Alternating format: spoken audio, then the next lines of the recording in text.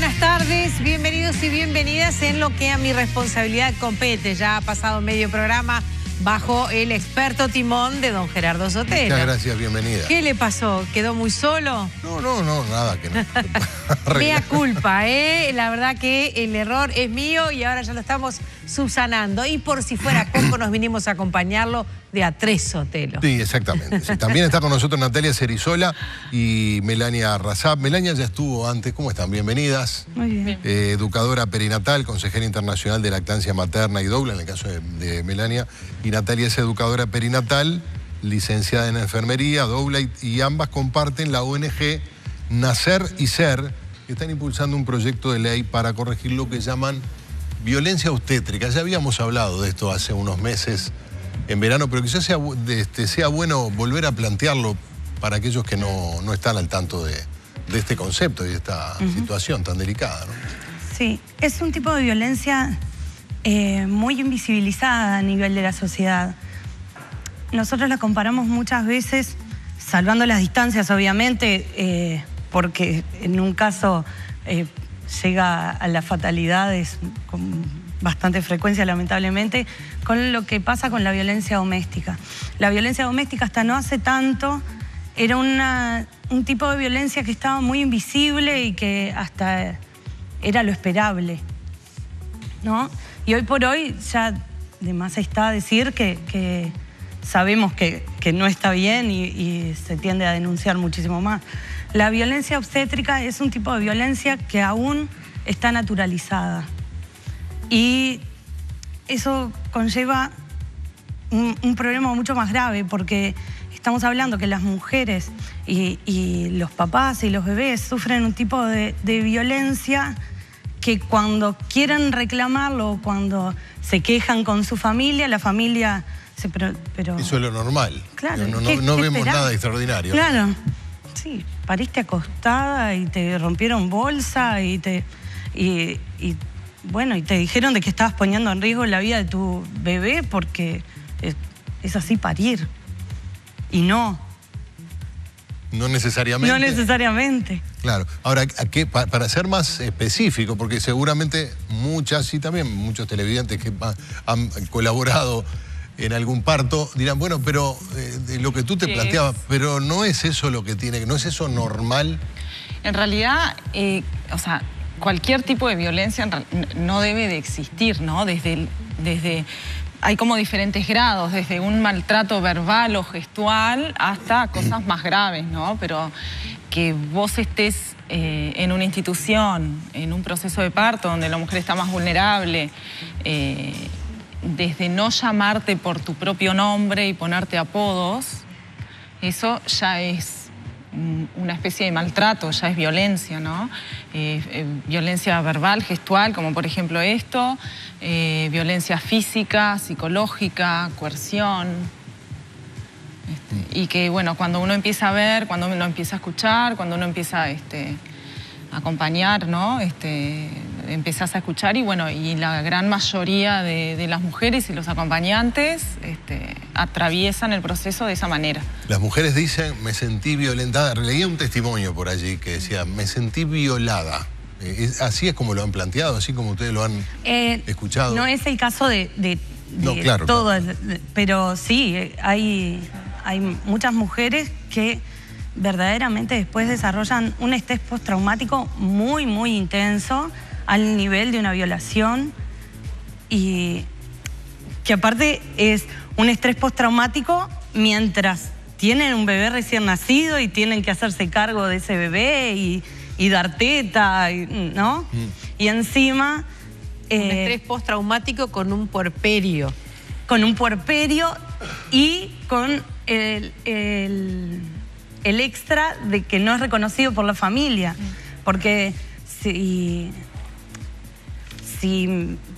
te agarran en la calle y te cortan la vagina en la calle, todo el mundo va a venir a contenerte. Pero si pasa en un contexto médico, por más que haya sido sin autorización, por más que la mujer no quisiera que pasara, está bien visto, está aceptado. ¿Y no forma parte de las prácticas médicas aceptadas por ejemplo, por las cátedras, por las autoridades médicas, por las autoridades de la salud propiamente? Sí, cualquier intervención realizada sobre nuestro cuerpo debe de ser consensuado. Con un consentimiento que previo. pueda... Un consentimiento. Sí. Sí, sí. El caso más paradigmático es el de los testigos de Jehová, que no aceptan transfusión de sangre y optan por morir.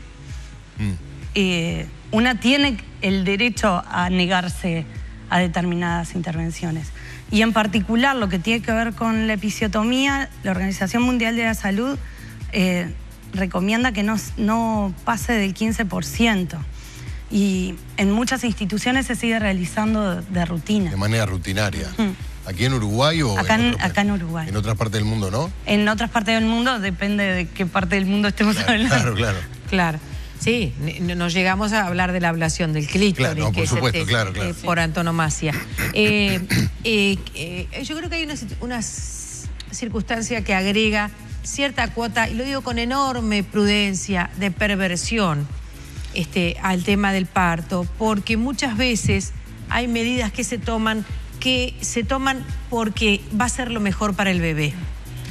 Entonces muchas veces, bajo esa premisa, entonces muchas veces o una madre mal informada o una madre vulnerable no tiene capacidad de argumentación y delega en eso que le dicen justamente una autorización explícita. Eso es muy difícil igual meterse en ese terreno, ¿no?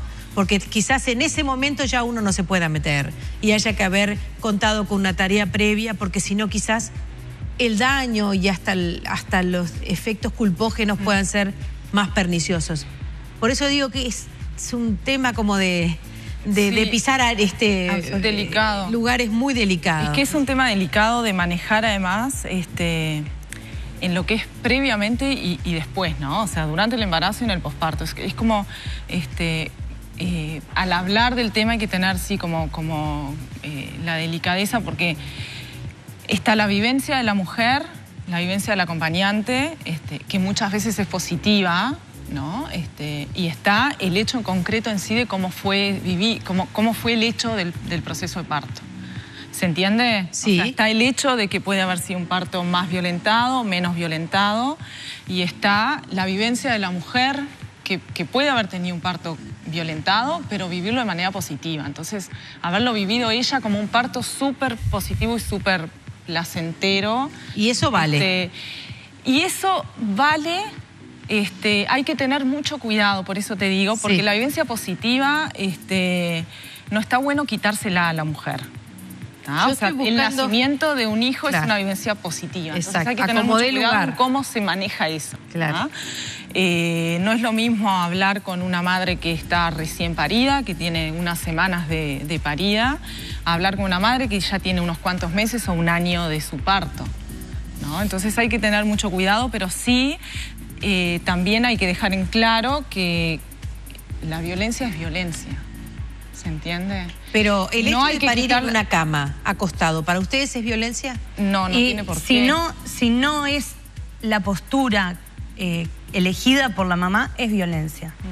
Claro, es impuesto, claro, es algo claro, eso sí, si es algo impuesto está claro. Si la mujer opta naturalmente por esa postura, obviamente que es su opción. Está bien, pero no te dan a elegir, o sea, te hacen pasar. Bueno, eso es violencia, debería de siempre permitirse. La mujer, la persona que están haciendo deberían de ser, no importa la guardia, no importa la institución, deben de ser el centro del proceso asistencial. No importa dónde esté pariendo la mujer, dónde esté naciendo ese niño, deben ser ellos los principales y los que manejen el bueno, pero hay que decir, no importa dónde nació. Recuerda lo que hablábamos con Melania la otra vez. Y es la medicalización del parto. Algo que para nosotros es natural. Incluso las autoridades dicen, bueno, gracias a que está medicalizado, es que tenemos niveles tan bajos de mortalidad, de neonatal. Eso en realidad no es tan así. Uno puede decir que gracias a contar con profesionales capacitados y con infraestructura, los partos suceden en una situación de mayor sanidad y mayor seguridad.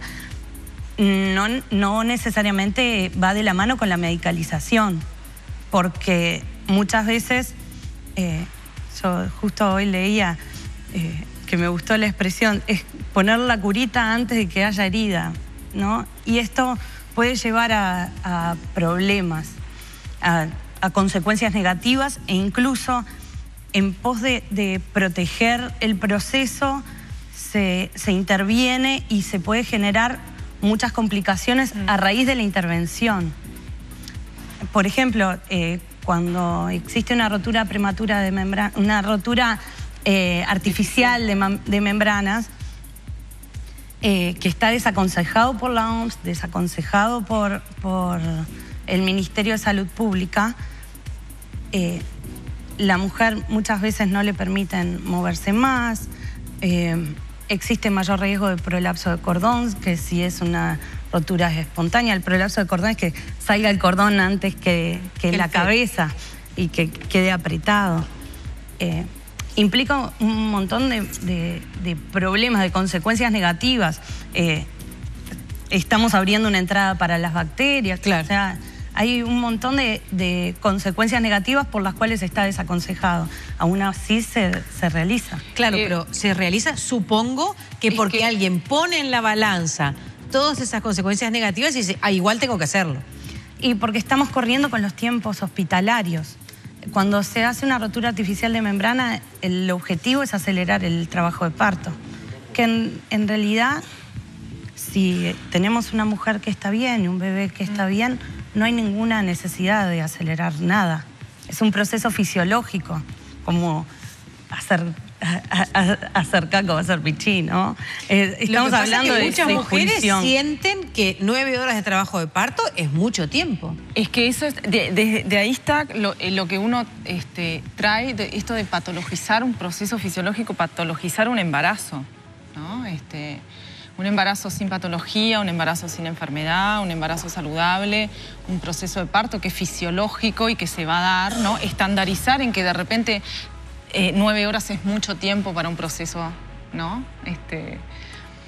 ¿Cuánto tiempo? No podemos saber cuánto tiempo va a demorar. Lo que sí se sabe... Bueno, pero es que ahí justamente entra lo de la madre que dice, bueno, para mí esto ya es mucho tiempo. Es que ahí entra en juego para esto mí esto de lo que uno trae, de que los estándares, ¿no? Poner a todos dentro de las mismas pautas y tomarlo como rutinas, medir a todas dentro de... Lo digo desde el lado de la madre que dice, yo este es mi segundo hijo, claro. El primer parto lo hice en un ratito y yo ya llevo tanto rato de trabajo de parto, yo quiero buscar otra solución, doctor. Pero ahí estamos hablando de un reclamo por parte de la madre y no una imposición por parte del equipo está claro, médico. no, estoy en esa teoría. Eso es la diferencia sustancial, igual que el parir acostada. El parir acostada, si es por voluntad de la madre, obviamente que no es violencia, pero si es por imposición del equipo médico, y bueno, sí. Y también desde qué lugar viene ese reclamo, ¿no? También hay que ir como viendo esto. Voy a algunos mensajes ilustrativos, ¿tá? Tengo 3 hijos grandes, el mayor 26, y no me gustaban las parteras, siempre me atendía con hombres. Son muchas veces muy groseras, insensibles y uno está tan vulnerable, pareciera que les molestás. Está hablando de alguien que habla de la partera institucionalizada, ¿verdad? Que muchas veces es la persona que viene antes del médico. Voy a Evangelina, que dice, me sentí muy mal en el preparto de mi segundo hijo, cuando me decían que me callara porque la de al lado tiene que dormir.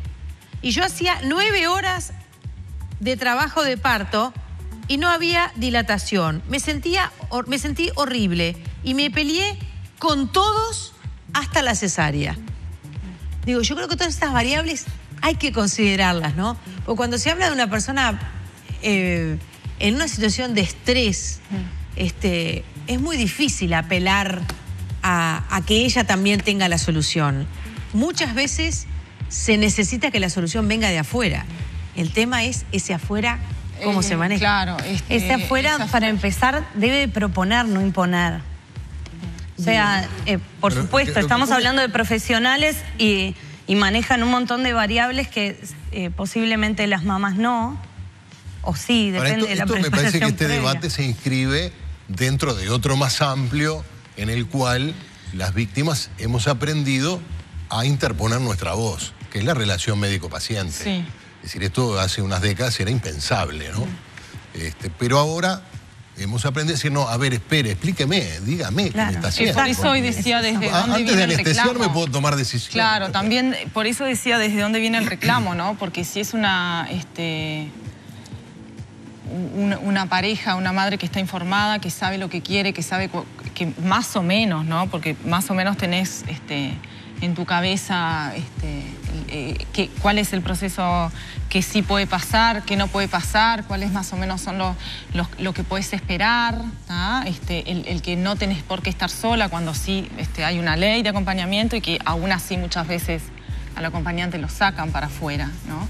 Cuando esa mujer está, o esa pareja está con esta información y más o menos planeó cómo quiere que nazca su bebé, cómo quiere vivir el parto, sabe más o menos qué sí puede esperar, qué no.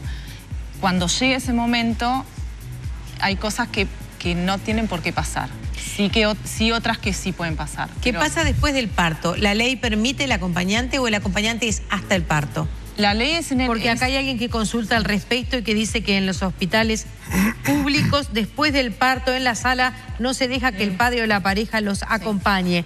Parto humanizado, pero también después del parto, dice esta persona. La ley no la tengo presente. En la ley no está contemplado. No está contemplado eso. Bien, perfecto. Aquí estamos además frente a un sistema de operaciones, de operaciones médicas, sistema burocrático, que como todo sistema tiende a beneficiarse a sí mismo. O sea, desde la perspectiva del personal de la salud, se tiende a que la cosa sea lo más práctico y rápido posible para, en fin, minimizar el gasto, el tiempo. No está pensado, me da la impresión, desde la perspectiva de la persona. Más allá de que obviamente tratan de que los partos se realicen en las mejores condiciones, más saludables, pero esto no es exclusivo del personal médico o de los sistemas médicos, pero tampoco los excluyen. Nos pasa lo mismo en cualquier ámbito donde el usuario no tiene ninguna facultad de opinar ni de intervenir, con el agravante que en este caso uno es el trámite, ¿no? Es decir, en este caso las mujeres. Y sobre todo que no existe en la enorme mayor parte de los partos, valga la redundancia, no existe patología. Claro. Entonces, partiendo de que estamos hablando de una madre sana y de un bebé sano, tanta intervención no tiene mucho sentido. Muchos mensajes tenemos, ¿eh? A las mujeres nos gusta contar nuestros partos. Eso tienen que aprenderlo varones, forma parte de una experiencia importante en nuestras vidas. Y en general las experiencias que se escuchan son las negativas, porque No, mira, acá tengo la de Mariela Siragusa, dice 24 horas para parir. No me arrepiento. Dilaté en las últimas 4. Interesante porque estamos hablando de... Es esto que te decía, claro, de que una por cosa... eso viene a cuento de lo que conversábamos, ¿verdad? Evangelina dice, con mi primera hija, un parto divino. Después de 14 hermosas horas de trabajo de parto. En el segunda, cuando me di cuenta de que algo no andaba, me retaban porque reclamaba. Y pone una carita con un emoticón tristón. 14 horas hermosas de parto, maravilla que alguien lo viva así, ¿no? Es que en realidad el proceso de parto tiene mucho que ver con la concepción desde el punto de vista hormonal. Y nuestra sociedad se ha hecho una dicotomía muy grande que no corresponde. Es como la finalización del mismo proceso. Y el parto, y hablando de mi experiencia personal, puede llegar a ser increíble, una vivencia sumamente fortalecedora. no hay necesidad de vivir esas...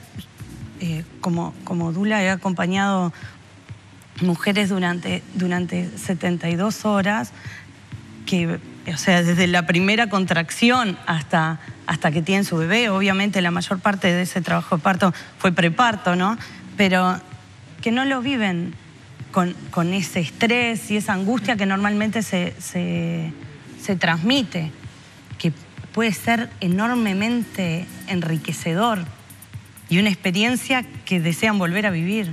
Es que ahí está esto de que, bueno, cómo uno, en la medida en que uno se entera, ¿no? De que, bueno, estoy embarazada, vamos a ser padres, cómo quiero transitar el embarazo, cómo me gustaría que nazca mi hijo, cómo me gustaría parir yo, ¿no? Entonces empezar como a planear, y es todo un proceso que uno va viviendo desde lo consciente y desde lo inconsciente. Empiezan a jugar un montón de cosas adentro de uno que a veces hasta una ni se entera, ¿no? Que empiezan a aflorar en esos momentos. ¿Qué pasa con los partos en los que no hay dilatación? Todas las mujeres dilatan. Es un proceso fisiológico. O sea, todas las mujeres en general, todas las mujeres dilatan. O sea, no existe una mujer que no dilate, ¿no? Es un tema de espera. Es un tema, el proceso fisiológico, la dilatación se da... la contracción uterina, para que sea eficaz, necesita que haya la abertura del útero que sea con la oxitocina. Para que exista, para que fluya la hormona la oxitocina, se debe de crear, fluye en determinadas situaciones, ¿no? Se tiene que crear un entorno, la mujer tiene que sentirse tranquila, segura, en paz, relajada, contenida, sin miedo, ¿no? Es la hormona del orgasmo. Entonces el entorno debe de ser muy similar al que precisamos para llegar al orgasmo. Y bueno, y los tiempos ahí van a depender de cada mujer, obviamente, ¿no? Entonces, lo que ocurre es que uno se imagina, por ejemplo, la intimidad. Sí. El sentir que estás en un lugar recogido, íntimo. No, es todo lo contrario. Que mirá que no, pero, o sea, se puede crear en la institución. Se puede crear porque se puede crear. Llevamos siglos a contrapelo de esto, ¿no? Sí. Ustedes han visto todo lo mismo que hemos visto nosotros, ¿no? De películas, de historia, de la Biblia para atrás y para adelante. Mito. En torno al parto también hay mucho mito. Hay 22 siglos de mitos, sí. O sea... Pero se puede crear. Están como solitas en esto. Sí. Bien ahí. No me parece bárbaro. Solitas, no ustedes dos, digo, ¿no? Están solitas arracimadas contra 22 siglos de historia. Desde el parirás con dolor. Pero hay mucha gente trabajando en esto. Todos los partos filmados en películas de ficción, ¿verdad? Pero que al desde calienten agua y traigan sábanas. Pero no se ajustan en lo absoluto a lo que es un parto fisiológico, saludable, normal. Y se puede crear en la institución. El tema es que, claro, en la institución, ya desde que vos llegás... ¿Usted cree que hay mujeres que están dispuestas a pasar 24 horas de trabajo de parto? Es que no, no es que se lo creamos, es que no digo digo que eso puede generalizarse, o sea que el tema es que son los tiempos de la institución, ¿no? No, yo no sé si son los tiempos de la institución. Yo estoy hablando de la psicología de la parturienta. Sí, porque hay, Bueno, claro que hay excepciones, yo creo que sí. Yo digo que sea que toda mujer sepa que bueno, que le puede llevar un día de trabajo de parto. Cuando uno está embarazada, lo primero, ¿no? En general, el parto. Allá a la puerta, el parto, ¿no? Sí, es como un largo camino relativamente amable. Sí. Y después el miedo del parto que se instala en determinados momentos, ¿cierto? Pero bueno, hay 40 y algo de semanas que uno se puede preparar para eso, ¿no? Y hay muchas mujeres y muchos hombres que están dispuestos y lo viven así, sí. Hubo una mamá que tuvo un parto vaginal después de cesárea. Sí. Había hecho una cesárea, un parto anterior. Tuvo una cesárea anterior. Pero no se puede eso, ¿no? No se puede. Sí, se puede. ¿Se puede? Sí. Siempre escuché que no se podía. Se puede, sí. Se puede y se estimula. ¿Sí? Sí. Es más, tiene una tasa de éxito muy, muy grande. Mirá. Estamos hablando arriba del 75%. Pero eso, los ginecólogos te lo aconsejan o te lo No sugieren? se puede cuando hay varias cesáreas y el útero está... No, ya se lo digo muy irónicamente. cicatrizado. Pero era como una de esas leyes no escritas. Basta, pero no, cesárea no, de la Pero no. Bueno, esta mamá estuvo 32 horas en trabajo de parto y después de nacer su bebé, lo primero que me dijo fue, ¿qué de más que está parir? Estuvo 32 horas. Volvemos luego de una brevísima pausa. Como ustedes ven, son bien interesantes, se defienden con calor y con argumentos y con mucho entusiasmo en lo que creen. Volvemos con ellas.